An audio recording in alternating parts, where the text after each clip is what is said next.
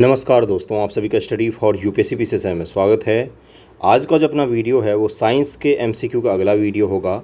कल भी मैंने आपको दिखाया था कि कैसे यहाँ से सीधा कॉपी पेस्ट किए जाते हैं सवालों को, और केमिस्ट्री कल मैंने शुरू कर दिया था, इसलिए ध्यानपूर्वक कीजिएगा। यहाँ से केमिस्ट्री के बहुत सारे सवाल आपके एग्ज़ाम जब संपन्न हो जाएगा तो मैं आपको दिखा दूंगा कि देखिए आपके एग्ज़ाम में सवाल पूछा गया है एनसीईआरटी एमसीक्यू से। फिजिक्स ऑलरेडी कंप्लीट हो चुका है इस बुक से, बायो भी 80% से ज़्यादा हिस्सा कंप्लीट है। जो हिस्सा बचा है उसको मैं पूरी कोशिश करूँगा कि एग्ज़ाम से पहले उसको भी कंप्लीट करवा दूँ। केमिस्ट्री का जो हिस्सा बचा है उसको हम लोग कंप्लीट कर रहे हैं। ओके, कल तक के वीडियो अगर आपको देखना हो तो अरिहंत एनसीईआरटी एमसीक्यू नाम से प्लेलिस्ट होगा। अरिहंत बुक है, ये अरिहंत बुक है, अरिहंत बुक है। बहुत सारे बच्चे बार बार पूछते हैं, मैं रोज़ वीडियो में बताता हूँ फिर भी बार पूछते हैं, इसलिए मैं बता रहा हूँ। अरिहंत एनसीईआरटी एमसीक्यू है साइंस का। ओके, आपको मार्केट में मिल जाएगा, हिंदी इंग्लिश सब में आती है। ज़रूर करना चाहिए इस बुक से, क्योंकि यहाँ से सीधा सीधा सवाल पूछे जाते हैं।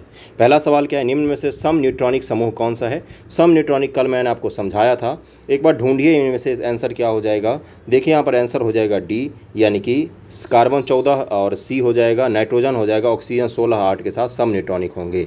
विकल्प डी सम न्यूट्रॉनिक समूह है। भिन्न भिन्न तत्वों के वे परमाणु जिनमें न्यूट्रॉनों की संख्या समान होती है सम न्यूट्रॉनिक कहलाते हैं।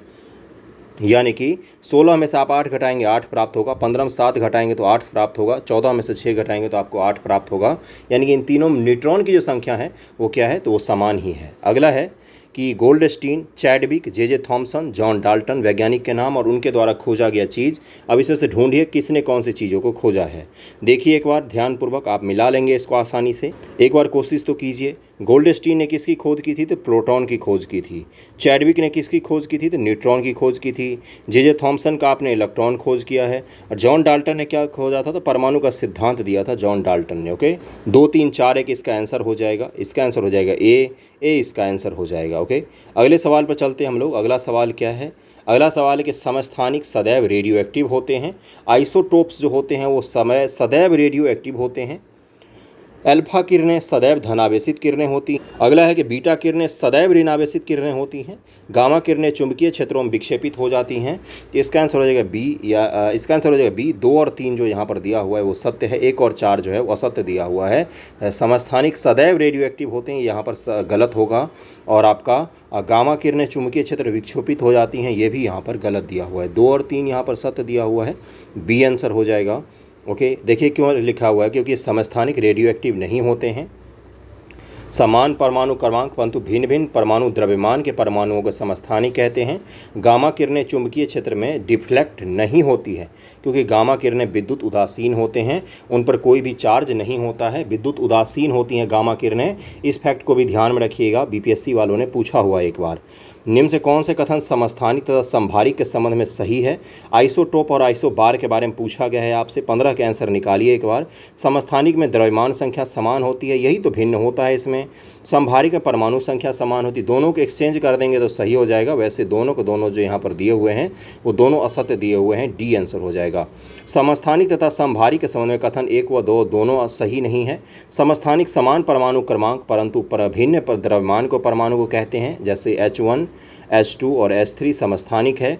संभारिक समान परमाणु द्रव्यमान परंतु भिन्न भिन्न परमाणु क्रमांक के परमाणु कहते हैं, जैसे पोटेशियम और कैल्शियम के संभारिक परमाणु हैं। ओके, अगला है कि आपके Sr2+ के संदर्भ में निम्नलिखित कथनों बताना है आपको। उपयुक्त में से कौन से कथन सही हैं। परमाणु संख्या 36 है, इलेक्ट्रॉनों की संख्या 38 है, न्यूट्रॉनों की संख्या 52 है, प्रोटॉनों की संख्या 38 है। देखिए इसका आंसर हो जाएगा सी, 3 और 4 सही है। न्यूट्रॉनों की संख्या 52 है, प्रोटॉनों की संख्या 38 यहाँ पर सही हो जाएगा। स्ट्रॉन्सियम बोलते हैं इसको, स्ट्रॉन्सियम बोलते हैं। कथन 3 और 4 सत्य है। न्यूट्रॉन की संख्या बराबर क्या होता है, द्रव्यमान संख्या माइनस प्रोटॉनों की संख्या अगर आप कर देंगे तो न्यूट्रॉनों की संख्या आप आसानी से निकाल लेंगे। इलेक्ट्रॉन की संख्या किसके बराबर होती है, तो प्रोटॉन के बराबर होती है। इस पर बीपीएससी वालों ने 7th बीपीएससी में एक न्यूमेरिकल भी पूछा था केमिस्ट्री का, बहुत ही आसान न्यूमेरिकल था, इसी तरह का था कि नंबर ऑफ इलेक्ट्रॉन निकालिए या नंबर ऑफ न्यूट्रॉन निकालने के लिए दे देता है। इस इक्वेशन को ध्यान में रखिएगा, प्रोटॉन और न्यूट्रॉन को अगर आप मिला देंगे तो द्रव्यमान संख्या निकल आता है। ओके, देखिए यहाँ पर क्या लिखा हुआ है, न्यूट्रॉनों की संख्या बराबर क्या हो जाएगा, 90 - 38 घटा देंगे तो 52 हो जाएगा। और प्रोटॉनों की संख्या कितनी हो जाएगी, तो 38 ही दिया हुआ है।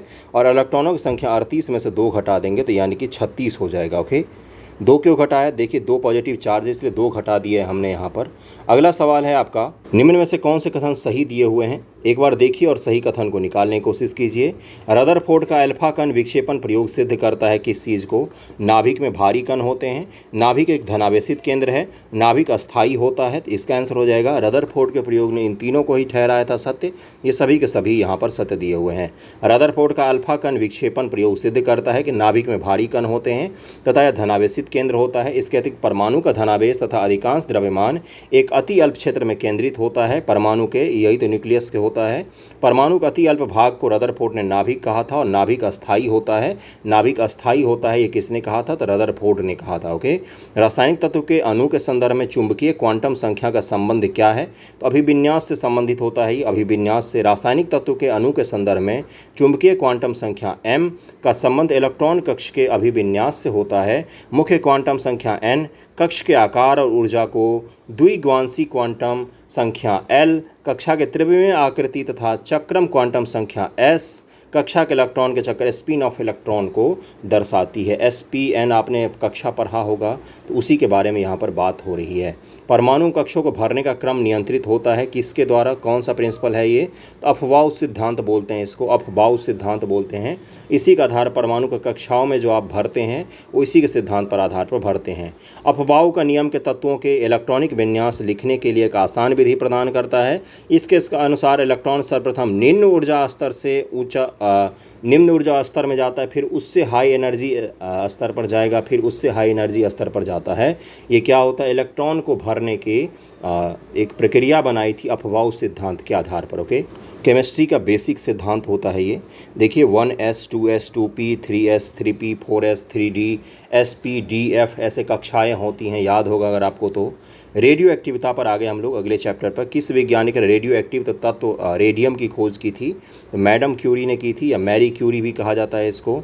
मैरी क्यूरी ने वर्ष 1902 में रेडियम की खोज की थी। उन्होंने यूरेनियम का यस्क पिच ब्लेंड में एक नए तत्व रेडियम की खोज की जो यूरेनियम की अपेक्षा 30 लाख गुना अधिक रेडियो तत्व होता है। रेडियो एक्टिव कौन सा होता है? तो रेडियम होता है। ओके। अगले सवाल पर हम लोग चलते हैं। अगला सवाल क्या है? अगला सवाल दिया हुआ है कि उच्चतम वेदन क्षमता का विकिरण कौन सा है? यही सवाल शायद पूछा गया था यूपी के एग्जाम में 2019 में। देखिएगा एक बार उल्टा कर। अवरक्त विकिरणों का, पैरावैगनी विकिरणों का, गामा किरणों का, एक्स किरणों का। तो गामा किरणों की क्षमता जो होती है उच्च वेदन क्षमता होती है, सबसे अधिक तीक्ष्णता इसी की होती है। गामा किरणों का हो जाएगा। गामा किरणें 100 सेंटीमीटर सेमी मोटी एल्यूमिनियम की चादर को भी भेद सकती है। 100 सेंटीमीटर मोटी अगर एल्यूमिनियम की चादर है तो गामा किरण उसको भी छेद करके आगे बढ़ जाएगी। ये इतनी ज़्यादा इसकी तीक्ष्णता होती है, तो गामा किरणें इसका आंसर हो जाएगा। निम्न से कौन सा रेडियो एक्टिव कण नहीं है, ये पूछा गया है आपसे। तो देखिए यहाँ पर क्या दिया हुआ है। डेल्टा जो है ये रेडियो एक्टिव कण नहीं होता है, बाकी अल्फा बीटा गामा होता है। डेल्टा रेडियो एक्टिव कण नहीं है। डेल्टा कण 3 क्वार्क से मिलकर बना होता है। अल्फा बीटा और गामा रेडियो एक्टिव कण है। रेडियो एक्टिव तत्वों के नाभिक से भेदी किरणें अल्फा बीटा और गामा उत्सर्जित होती रहती हैं। अगला सवाल है आपका कि अल्फा कण के 2 धन आवेश होते हैं, इनका द्रव्यमान लगभग बराबर होता है किसके? तो हीलियम के एक परमाणु के नाभिक के बराबर में होता है। बी आंसर हो जाएगा इस। देखिए यहाँ पर लिखा हुआ है कि अल्फा कण के 2 धन आवेश होते हैं, इनका द्रव्यमान लगभग में हीलियम के एक परमाणु नाभिक के बराबर होता है। यह कण हीलियम नाभिक के समान 2 प्रोटॉन और 2 न्यूट्रॉन से मिलकर बने होते हैं। ये द्विआवेश युक्त डबल चार्ज हीलियम आयन होते हैं।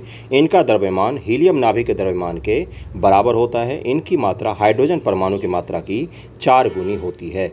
रेडियो एक्टिविता मापी जाती है किससे? तो गाइगर काउंटर से मापा जाता है। इसका आंसर ए हो जाएगा। इसको ज़रूर ध्यान में रखिएगा, ये पूछा गया है इससे पहले भी। यूपीपीएससी जीआईसी देखिए यहाँ पर पूछा गया 2010 में, इसीलिए मैंने बोला इसको ज़रूर ध्यान में रखिएगा। बड़ा ही यूनिक सवाल होता है, सामान्य तौर पर लोगों को नहीं पता होता है। ए आंसर हो जाएगा इसका। रेडियो एक्टिविटी की खोज किसने की थी? तो इसकी खोज की थी बैकुरेल ने। बैकुरेल नाम है इनका। अंटोइन हेनरी बैकुरेल ने रेडियो एक्टिव की खोज की थी, जो एक फ्रांसीसी भौतिक शास्त्री थे। सर्वप्रथम 1896 में इन्होंने रेडियो एक्टिविटी की खोज की थी। यह खोज इन्होंने स्फुरित पदार्थों के दौरान अध्ययन की थी, और इस पदार्थ की जब वो अध्ययन कर रहे थे तब उन्होंने पाया रेडियो एक्टिविटी नाम की कोई चीज़ होती है। कुछ प्रकृति में ऐसे पदार्थ होते हैं जो अपने आप ही अल्फा बीटा और गामा किरणें उत्सर्जित करते हैं। अगला है कि परमाणु विद्युत उदासीन होते हैं। परमाणु में न्यूट्रॉन तथा प्रोटॉन की संख्या समान होती है। इसका आंसर हो जाएगा सी सही है, किंतु सी हो जाएगा, ए सही है किंतु आर गलत दिया हुआ है। परमाणु विद्युत उदासीन होते हैं क्योंकि परमाणु इलेक्ट्रॉन ऋणात्मक प्रोटॉन धनात्मक की संख्या समान होती है तथा न्यूट्रॉन विद्युत उदासीन होते हैं। परमाणु में न्यूट्रॉन और प्रोटॉनों की संख्या समान नहीं होते हैं, जैसे लोहा और कैल्शियम। ओके, निम्न कथन और कारण के बारे में बताना है कि गामा किरणों की भेदन क्षमता अल्फा किरणों से अधिक होती है। गामा किरणों का तरंगदैर्घ्य अल्फा किरणों से कम होता है। कारण यहाँ पर बताया गया है। आंसर निकालिए इसका। ए और आर दोनों सही है, आर और का सही स्पष्टीकरण भी दिया हुआ है। ए आंसर हो जाएगा। इस एक्सप्लेनेशन में पढ़ देता हूँ। कथन ए और कारण दोनों सही है, कथन आर और सही स्पष्टीकरण भी है। अल्फा किरणें 0.002 सेमी मोटी एल्यूमिनियम की चादर को भेद सकती है। बीटा किरणें 0.20 सेंटीमीटर एल्यूमिनियम की चादर को भेद सकती है। गामा किरणें 100 सेंटीमीटर मोटी एल्यूमिनियम की चादर को भी भेद सकती है। अतः गामा किरणों की भेदन क्षमता अल्फा किरणों से अधिक होती है, क्योंकि इनका तरंग दैर्घ्य अल्फा किरणों से कम होता है। तरंग दैर्घ्य जो होता है ना, वो कम होता है इनका। इसी कारण से क्या होता है, ये इनकी भेदन क्षमता बहुत ही ज़्यादा होती है। निम्न तत्वों से किन में तापीय न्यूट्रॉन से टकराने पर विखंडन हो जाता है? यूरेनियम 235, यूरेनियम 238, Pu 239 के बारे में पूछा गया है। और क्या बोला गया कि न्यूट्रॉन से टकराने पर विखंडित हो जाता है। देखिए इसका आंसर क्या हो जाएगा, सीध हो जाएगा 1 और 3, यानी कि यूरेनियम 235 और प्लूटोनियम जो 239 होते हैं का तापीय न्यूट्रॉन से टकराने पर विखंडन हो जाता है, क्योंकि अवशोषण से उत्पन्न बाध्यकारी ऊर्जा विखंडन के लिए आवश्यक ऊर्जा से अधिक होती है।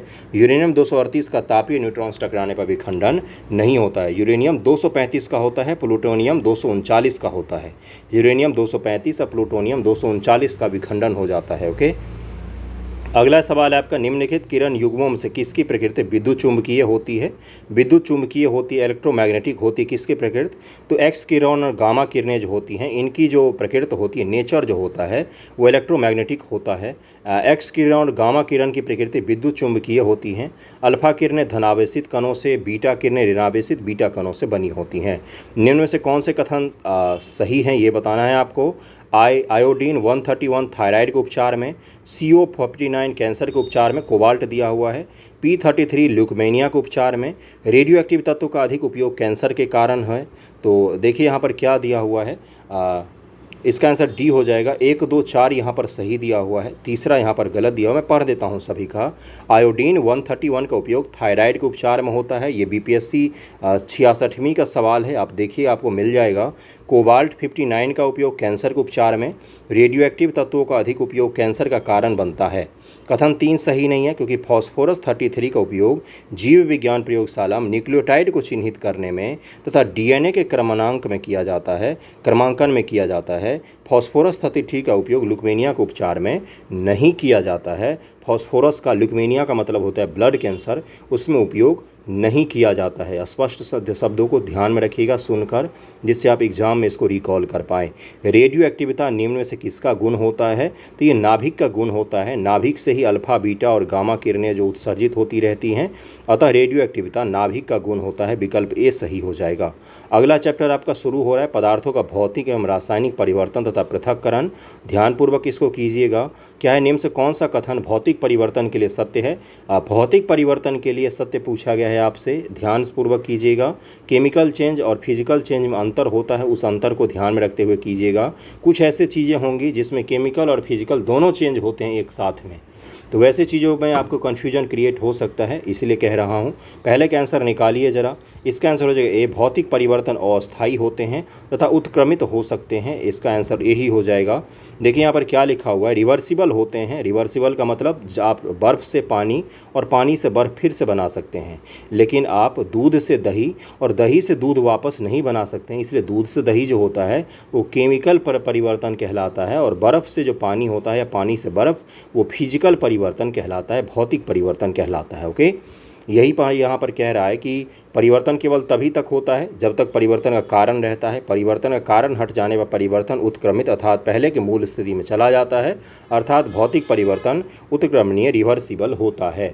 जैसे अगर आप बर्फ़ बना रहे हो पानी से, तो उसको आप 0 डिग्री टेम्परेचर पर रखोगे या उससे कम, तभी तक वो बर्फ़ रहेगा। जैसे ही आप टेम्परेचर हटा लोगे, फ्रिज में से उसको हटा लोगे, फिर से वो अपने मूल स्वरूप में आ जाएगा। ओके, निम्न से कौन सा रासायनिक परिवर्तन को निरूपित करते हैं? तो देखिए यहाँ पर क्या आंसर हो जाएगा। 3 और 4 दिया हुआ, ईंधन का ज्वलन और लोहे में जंग लगना, ये क्या है? रासायनिक है, केमिकल है। लोहे का चुंबकन, ये क्या है? तो फिजिकल है। द्रव का संघनन, यानी कि द्रव जो होता है वो अगर वाष्प में बदल जाए तो वो क्या होता है? वो फिजिकल चेंज होता है। वाष्प को आप फिर से ठंडा कीजिए तो द्रव बन जाएगा। ओके, अगला है आपका, देखिए यहाँ पर लिखा हुआ, निम्न से कौन सा पदार्थ गर्म करने पर रासायनिक परिवर्तन प्रदर्शित करता है? सोडियम क्लोराइड और सिलिका, लेड नाइट्रेट, प्लेटिनम का तार गर्म करने पर रासायनिक परिवर्तन को दिखाता है। इसका आंसर हो जाएगा सी, लेड नाइट्रेट गर्म करने पर रासायनिक परिवर्तन प्रदर्शित करता है। इस रिएक्शन को हो सके तो ध्यान में रखिएगा, 2PbNO3 whole twice lead nitrate को जब आप गर्म करते हैं तो लेड ऑक्साइड और नाइट्रोजन डाइऑक्साइड और ऑक्सीजन गैस उत्सर्जित होता है। अगला है आपका, अपक्षयन के निम्न से कौन सी एक प्रक्रिया यांत्रिक तथा रासायनिक दोनों अपक्षय की है? तो देखिए यहाँ पर जलायोजन जो होती है, हाइड्रेशन प्रोसेस जो होता है, हाइड्रेशन प्रोसेस, ये आपका यांत्रिक और रासायनिक दोनों ही होता है। जलायोजन प्रक्रिया, हाइड्रेशन प्रोसेस यांत्रिक, मैकेनिकल और रासायनिक केमिकल दोनों ही होते हैं। अजलीय copper sulphate, anhydrous copper sulphate सफ़ेद रंग का होता है, कई बार रंग भी पूछ लिया जाता है। देखिए अब इसी तरीके के सवाल आएंगे और केमिस्ट्री में इसी तरीके के सवाल पूछे जाते हैं। कब तक आप खोज पढ़ते रहेंगे, कब तक आप जो अलग अलग प्रोटीन के नाम होते हैं उनके नाम याद करके एग्ज़ाम में जाते रहेंगे, तो कुछ आपको इस प्रकार के सवाल करने ही पड़ेंगे। ओके, इसलिए घबराइए मत, पढ़ने की कोशिश कीजिए, सीखने की कोशिश कीजिए, आप कर लेंगे आसानी से। जलायोजित हाइड्रेटेड CuSO4 जो होता है .5H2 चमकीले नीले रंग का होता है। कॉपर जहाँ पर भी आए तो एक बार को ये ध्यान जरूर रखिएगा कि नीला रंग होगा, जैसे नीला थोथा वगैरह कॉपर सल्फेट के कारण ही होता है, तो इसको भी ध्यान में रखिएगा। कॉपर जहाँ भी आए वहाँ नीला रंग से कहीं न कहीं कनेक्ट हो जाता है। ओके, अब मैग्नीशियम आए तो वाइट से ध्यान रखिएगा। ओके, मोमबत्ती का जलना, विद्युत बल्ब के तंतु का चमकना, विद्युत का जो फिलामेंट चमकता है, मैग्नीशियम के तार का जलना, लोहे में जंग लगना। अब इसमें से रासायनिक परिवर्तन, भौतिक रासायनिक परिवर्तन, भौतिक परिवर्तन, संक्षारण और भौतिक परिवर्तन, संक्षारण और रासायनिक परिवर्तन। मोस्ट इंपॉर्टेंट सवाल है ये, एक बार ध्यानपूर्वक कीजिए, आप कर लेंगे इसको आसानी से। मोमबत्ती का जलना क्या हो जाएगा? इसका आंसर हो जाएगा भौतिक तथा रासायनिक दोनों परिवर्तन होता है मोमबत्ती का जलना। ओके, भौतिक और रासायनिक दोनों ही होता है। विद्युत बल्ब के तंतु का चमकना, ये भौतिक परिवर्तन होता है केवल और केवल, जैसे ही आप बिजली का कनेक्शन बंद करेंगे वो चमकना बंद कर देगा। उसके बाद से मैग्नीशियम के तार का जलना, ये रासायनिक परिवर्तन होता है, इसको रिवर्स आप नहीं कर सकते हैं। एक बार हो गया तो हो गया प्रोसेस, आप दूध से दही बन गया तो बन गया, अब दही से दूध नहीं बन सकता है। लोहे में जंग लगना, ये किसका है? तो ये संक्षारण और रासायनिक परिवर्तन का उदाहरण है। आप इसको एलिमिनेट भी कर सकते थे कि ये भौतिक परिवर्तन तो हो ही नहीं सकता है, संक्षारण और रासायनिक परिवर्तन का ही उदाहरण होगा लोहे में जंग लगना। तो इसका आंसर होना चाहिए 1 और रुक जाइए 2 3 1 5 इसका आंसर होना चाहिए, 2 3 1 5 इसका आंसर होना चाहिए। 2 3 1 5 ही आंसर दिया हुआ है, ए ही आंसर दिया हुआ है। मोमबत्ती का जलना भौतिक और रासायनिक दोनों प्रकार का परिवर्तन दर्शाता है। ठोस मोमबत्ती जलकर तरल मोम बनती है, इसलिए यह भौतिक परिवर्तन है। मोमबत्ती के जलने पर ऑक्सीकरण होता है, गर्मी और प्रकाश उत्पन्न होता है, तो यह रासायनिक परिवर्तन भी होता है।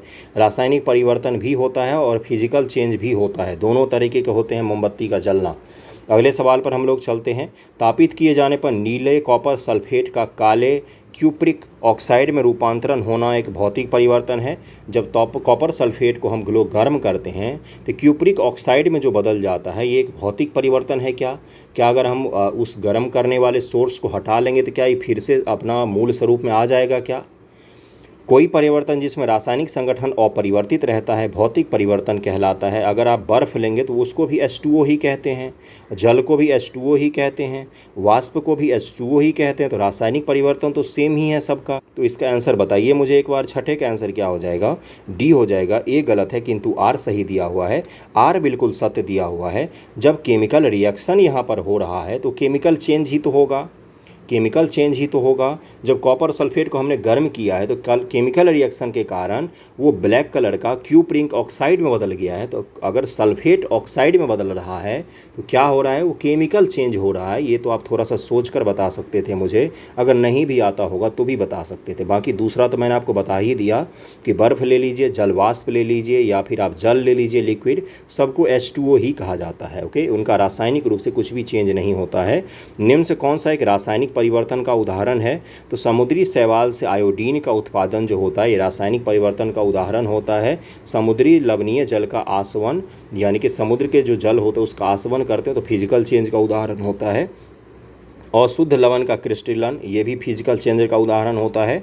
और आयोडीन I2 का ऊर्ध्वापतन, ऊर्ध्वापतन का मतलब जानते हैं आप लोग, जैसे कपूर है, कपूर को अगर आप रख देंगे खुले में तो क्या हो जाता है, ऊर्ध्वापतन, वहाँ से वो गायब हो जाएगी धीरे धीरे।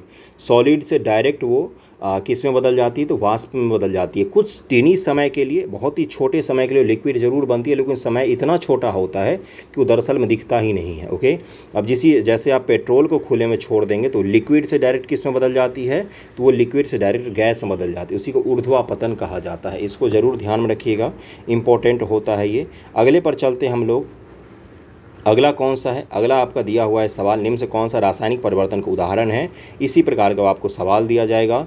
प्रिज्म से गुजरने पर श्वेत प्रकाश का 7 रंगों में विभक्त हो जाना, क्या इसमें कुछ भी ऐसा चेंज हुआ है? प्रिज्म हटा लेंगे तो श्वेत प्रकाश फिर से श्वेत प्रकाश हो जाएगा, तो ये फिजिकल चेंज का उदाहरण हो गया।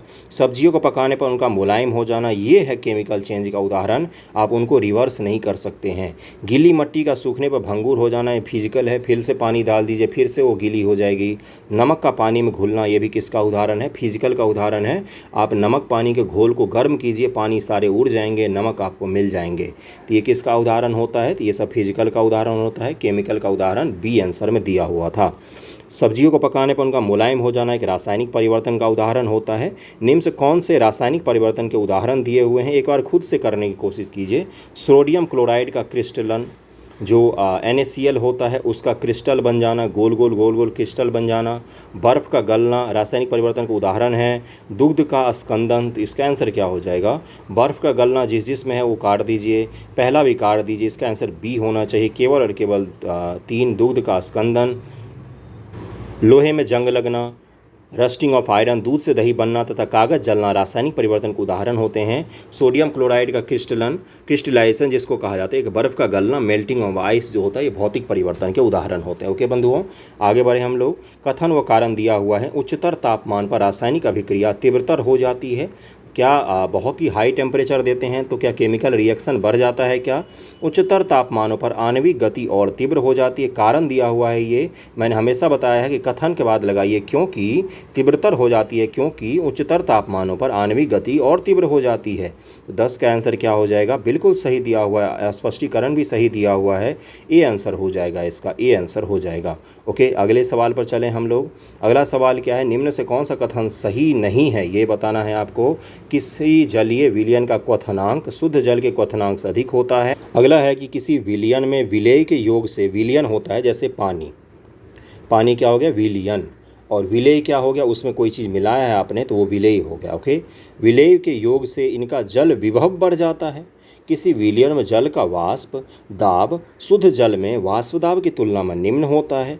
जब किसी विलयन को एक अर्ध परागम्य झिल्ली से, मतलब कि जो एक पतली सी झिल्ली से आप गुजारते हैं, जल से अलग किया जाता है, तो विलयन पर दबाव देने से जल के प्रवाह को रोका जा सकता है। ये तो RO सिस्टम की बात कर रहा है, जिसमें हम क्या करते हैं, RO में एक कंटेनर ले लेते हैं, बीच में एक झिल्ली रख देते हैं, इधर आपका क्या है, इधर आपका गंदा पानी है और इधर हम प्रेशर डालते हैं, तो क्या होता है, हाई प्रेशर से लो प्रेशर की तरफ अब जल उल्टे दिशा में बढ़ने लग जाती है यहाँ पर, और जो जल के उल्टे दिशा में बढ़ने से क्या होती है, झिल्ली क्या करती है, ये सेमी मेम्ब्रेन की तरह काम करती है और सारे के सारे अशुद्धियों को रोक लेती है और इधर आपको साफ पानी मिलने लग जाता है। तो RO सिस्टम इसी पर काम करता है। रिवर्स ऑस्मोसिस कहते हैं, ऑस्मोसिस में होता है हाई से लो पर जाती है।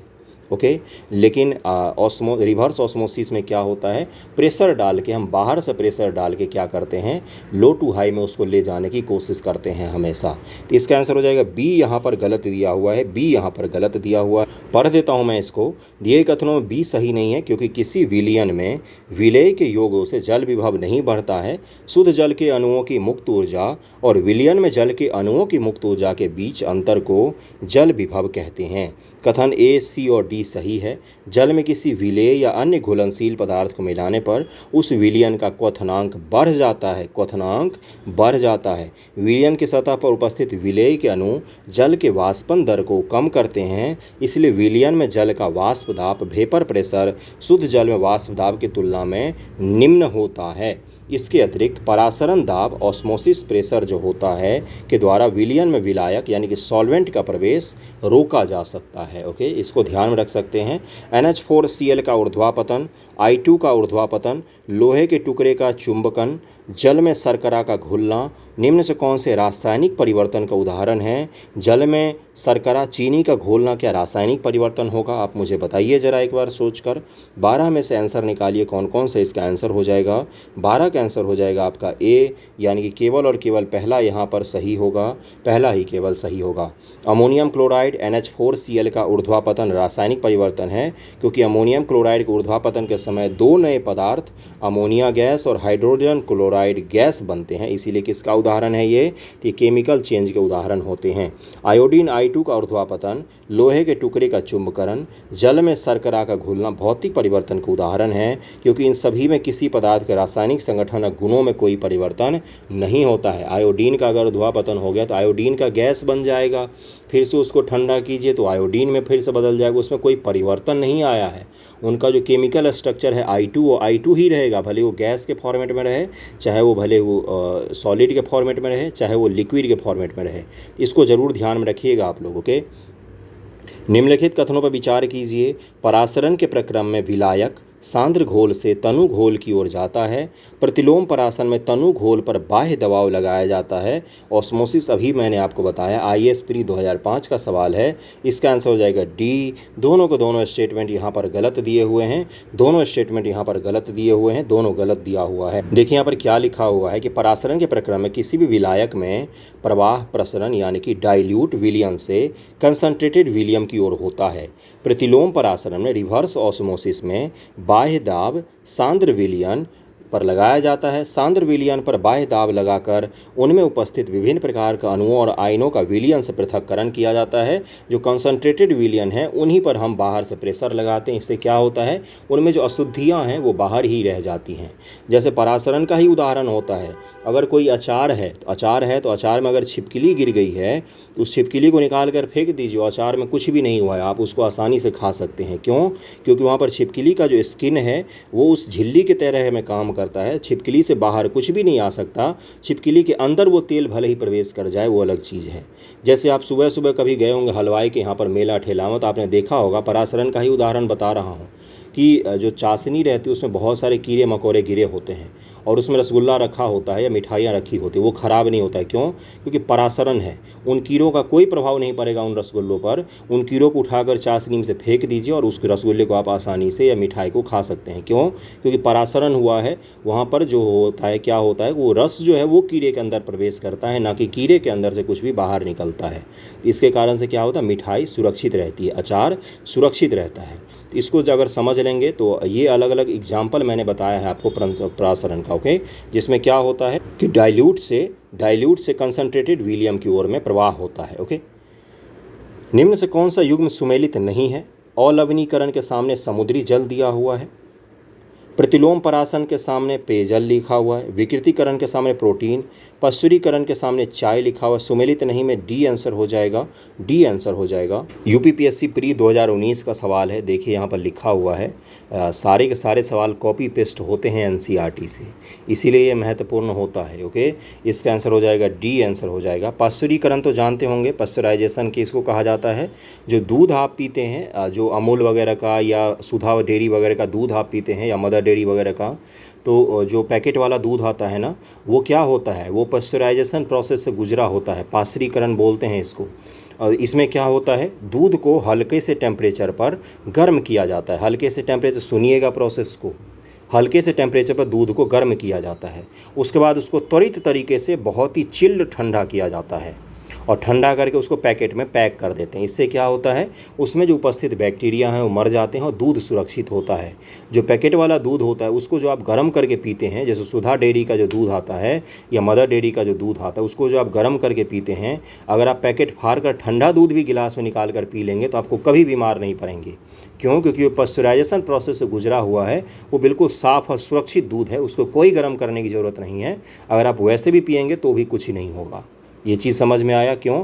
क्योंकि पश्चराइजेशन के प्रोसेस से वो गुजरा होता है। देखिए यहाँ पर क्या लिखा हुआ है, जिसमें दूध को किसी विशेष तापमान पर निश्चित समय के लिए गर्म करने के बाद एकदम से ठंडा कर लिया जाता है, एकदम से किया जाता, त्वरित रूप से ठंडा किया जाता है, जिससे दूध का निर्जमीकरण, रोगजनक सूक्ष्म जीव जो होते हैं वो नष्ट हो जाते हैं और दूध क्या होता है वो बिल्कुल साफ व सुरक्षित होता है, वो जल्दी ख़राब नहीं होता है और ना ही आप उसको गर्म करने की ज़रूरत है, आप उसको डायरेक्ट पी सकते हैं, कभी उसको आपको खराबी नहीं करेगा। ओके, करके उसका भंडारण क्षमता में सुधार किया जाता है। इस प्रक्रिया का खोज फ्रांसीसी वैज्ञानिक लुई पास्चर ने की थी।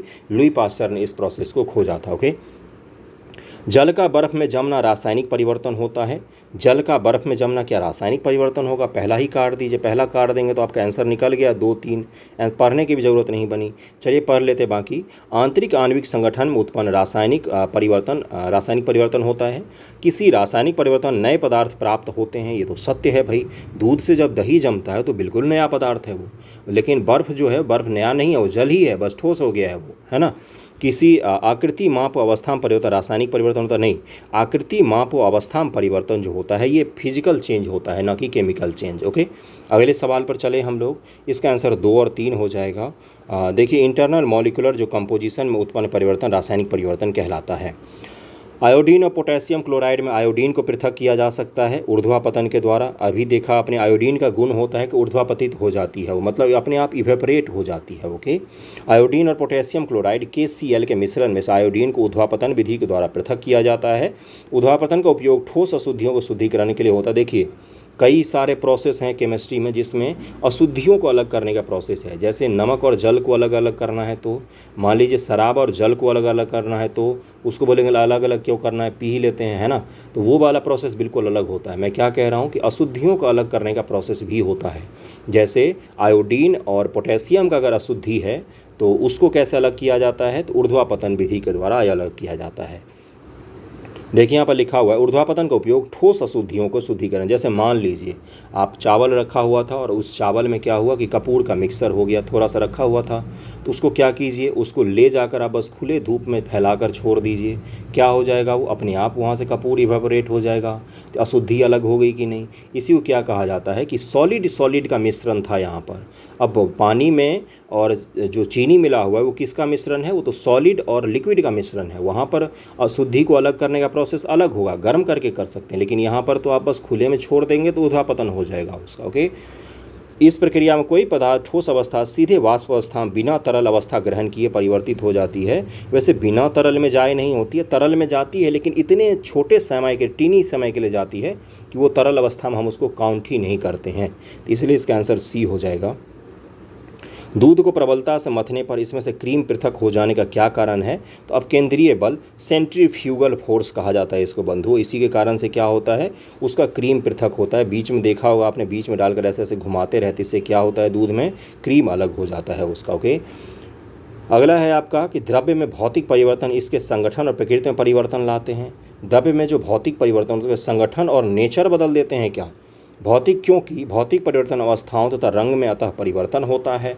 बताइए इसका आंसर क्या हो जाएगा। इसका आंसर सभी को पता था, इसका आंसर डी हो जाएगा। ए गलत है किंतु आर सही है, क्योंकि अवस्था और उसमें परिवर्तन नहीं होता है, संगठन और प्रकृति में परिवर्तन नहीं होता है, इसलिए इसका आंसर ए गलत और आर सही हो जाएगा।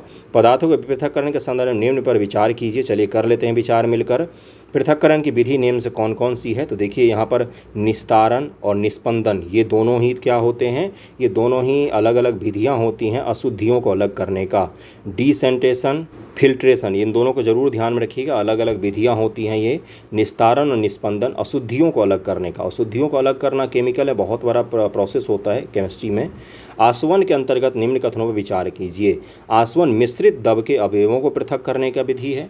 अब देखिए, जैसे ऊर्ध्वापतन किसको अलग करने का था, तो ऊर्ध्वापतन अलग करने का था, ठोस में ठोस का अगर मिश्रण है तो वहाँ से ऊर्ध्वापतन के द्वारा हम अलग कर सकते हैं। लेकिन अब आसवन विधि का उपयोग द्रव के अवयवों को अलग अलग करने के लिए किया जाता है क्या? यह पृथक्करण की रासायनिक विधि है। 20 का आंसर क्या हो जाएगा, केवल और केवल दूसरा। सत्य नहीं है पूछा गया है, तो केवल और केवल दूसरा जो है यहाँ पर एक गलत दिया हुआ है, पहला बिल्कुल सही दिया हुआ है। आसवन के संदर्भ में कथन 2 सत्य नहीं है, क्योंकि आसवन पृथक्करण की रासायनिक नहीं भौतिक विधि है। आसवन प्रायः किसी मिश्रित द्रव के अवयवों को उनके वाष्पन सक्रियता के अंतर के आधार पर अलग करने की विधि है। जैसे पानी के आसवन करने से उसमें उपस्थित अशुद्धियाँ जैसे नमक आदि निकल जाती हैं। अगले पर चलते हैं। प्रभाजी आसवन, निर्वात आसवन आसवन और भंजक आसवन के बारे में आपसे सवाल पूछा गया है। एक बार ध्यानपूर्वक कीजिएगा इनको। प्रभाजी आसवन मिश्रण में ये क्वथनांक भिन्न द्रवों को पृथक किया जा सकता है। निर्वात आसवन ने भवके और संघनित्र के भीतर की वायु पंप द्वारा निकाली जाती है। कोयले का आसवन भंजक आसवन का उदाहरण होता है। तो ये सभी के सभी यहाँ पर सही दिए हुए हैं। देखिए यहाँ पर लिखा हुआ है फ्रैक्शनल डिस्टिलेशन, निर्वात डिस्टिलेशन और आपका डिस्ट्रक्टिव डिस्टिलेशन के सभी कथन सही दिए हुए हैं। प्रभाजी आसवन द्वारा विलयन अर्थात मिश्रणों में से उन द्रव्यों को पृथक किया जा सकता है जिनका क्वथनांक पर्याप्त भिन्न हो। निर्वात आसवन के लिए ऐसा प्रबंध किया जाता है कि भवके और संघनित कंडेंसर के भीतर के अत्यधिक वायु पंप द्वारा निकाली जाती है। भंजक आसवन एक प्रकार का शुष्क आसवन होता है। इसका सबसे अच्छा उदाहरण कोयले का आसवन द्वारा अलग करना होता है। अगले सवाल पर हम लोग चलते हैं। अगला चैप्टर ही आ गया। 35 मिनट का वीडियो हो चुका है। रासायनिक अभिक्रिया और समीकरण को अगले वीडियो में हम लोग करेंगे। कैसा लग रहा है, कुछ सुधार करना है तो ज़रूर मुझे बताइए। थैंक यू सो मच आप सभी का।